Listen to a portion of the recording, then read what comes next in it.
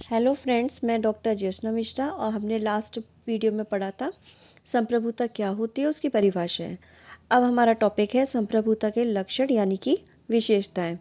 संप्रभुता के प्रमुख लक्षणों का विवेचन निम्नलिखित किया गया है। इसमें फर्स्ट है निरंकुशता। इसका तात्पर्य है कि संप्रभुता निरंकुश होती है क्योंकि इसके ऊपर कोई भी अंकुश नहीं होता। ठीक है। जनता के लिए राज्य की शक्ति से बढ़कर कोई अन्य शक्ति न राज्य के भीतर है, यानी कि राज्य के अंदर नहीं है, और ना ही उसके बाहर है। यानी कि राज्य के लिए सबसे बड़ी शक्ति कौन सी है? संप्रभुता। यह शक्ति स्वयं असीमित होती है, यानी कि इसके ऊपर किसी भी तरीके की सीमा आप नहीं लागू कर सकते हैं और इसके ऊपर कोई अन्य मानव शक्ति नहीं हो सकती है।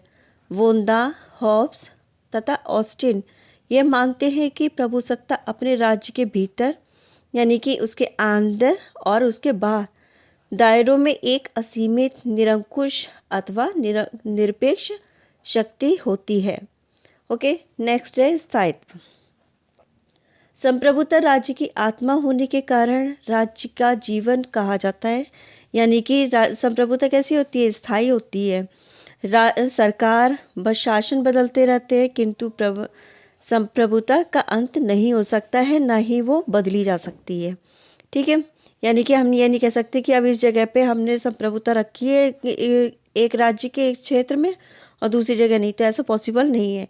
यानी कि पूरे राज्य के ऊपर संप्रभुता स्थायी होती है।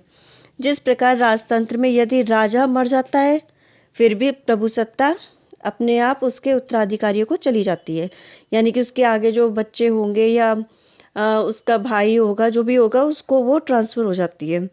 इसी प्रकार ब्रिटिश शासन विधान में यह कहावत प्रचलित हो गई थी कि राजा मृत है, राजा चिरायु है।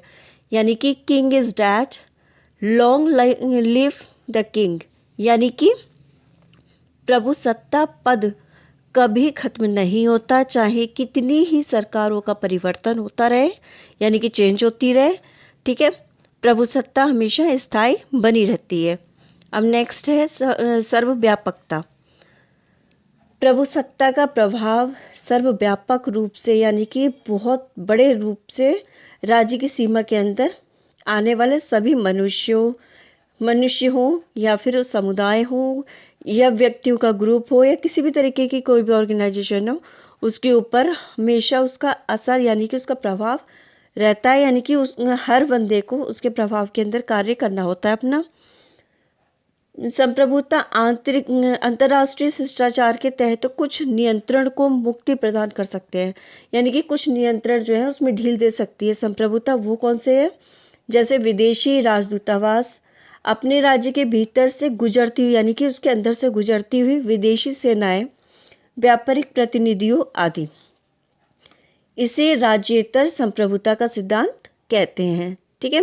यानी कि पूरी तरीके से सर्वव्यापक यानी कि हर जगह फैली हुई होती है, काफ़ी बड़े लेवल पे। अब नेक्स्ट है अधेयता। अधेयता का मतलब जो किसी को न दिया जाए। ठीक है। संप्रभुता प्रत्येक राज्य की ऐसी शक्ति होती है जो अधेय होती है, जिससे किसी को दिया नहीं जा सकता, क्योंकि राज्य की संप्रभुता को देने का तात्पर्य यह है कि राज्य को समाप्त कर दे। यानी कि अगर हमने संप्रभुता किसी को ट्रांसफ़र कर दी तो क्या होगा? उस देश की संप्रभुता खत्म हो जाएगी।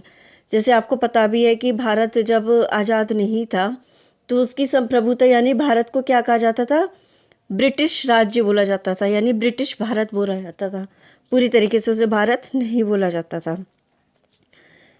अब देखा है एक एग्जाम्पल और है कि जिस प्रकार शरीर से प्राण निकलते हैं, व्यक्ति मृत हो जाता है, उसी तरीके से राज्य से अगर संप्रभुता अलग कर दी यानी समाप्त कर दी तो क्या होगा?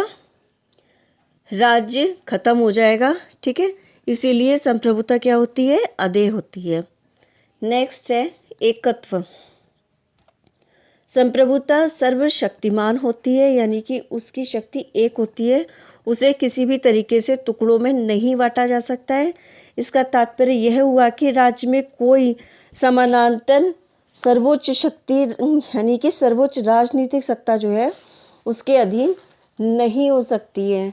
रूसो के शब्दों में प्रभुसत्ता का विभाजन केवल एक धोखा है, यानी कि अगर हम कहें कि प्रभुसत्ता का विभाजन हो रहा है तो वो क्या है, एक धोखा है, फ्रॉड है एक तरीके का। राज्य में विभाजन सरकार की सत्ता का हो सकता है, यानी कि सरकार तो विभाजित हो सकती है लेकिन संप्रभुता कभी भी विभाजित नहीं होती है। नेक्स्ट है मौलिकता। मौलिकता का मतलब क्या है कि मौलिक अपनी, यानी कि खुद की अपनी नियम कानून अपने अधिकार, ठीक है। प्रभुसत्ता मौलिक होती है, अन्य किसी के द्वारा प्रदान नहीं होती, यानी कि उसके खुद के नियम कानून होते हैं और उसे सब जो है अलाउ करते हैं, प्रभुसत्ता को उसे एक्सेप्ट करते हैं। प्रभुसत्ता का अस्तित्व स्वयं अपने ही अधिकार से है, यानी कि वो अपने ही खुद के अधिकार होते, उसके अकॉर्डिंग वो काम करती है। नेक्स्ट है चिरभोगिता। चिरभोगिता का मतलब होता है काफ़ी टाइम तक उसका सुख भोगना, ठीक है। राज्य की सीमा के भीतर, यानी कि उसके अंदर आने वाले प्रत्येक भाग पर प्रभुसत्ता की शक्ति बनी रहती है जब तक प्रभुसत्ता का राज्य में निवास है, यानी कि जब तक राज्य के अंदर प्रभुसत्ता है तब तक उसकी शक्ति वहाँ पर सभी के ऊपर बनी रहेगी, ठीक है। इसका तात्पर्य है कि राज्य का अस्तित्व बना रहेगा और वहाँ पर कहीं किसी भी तरीके से उसकी अखंडता नहीं होगी। राज्य की सीमा के अंतर्गत चाहे कोई खाली क्षेत्र ही क्यों ना हो, यानी कि कोई ऐसी जगह है जहाँ पर निवास नहीं है लोगों का, खाली एरिया पड़ा हुआ है या बंजर है या जंगल है, तो वो भी प्रभुसत्ता की शक्ति के अंदर ही आएगा, ठीक है। Thank you.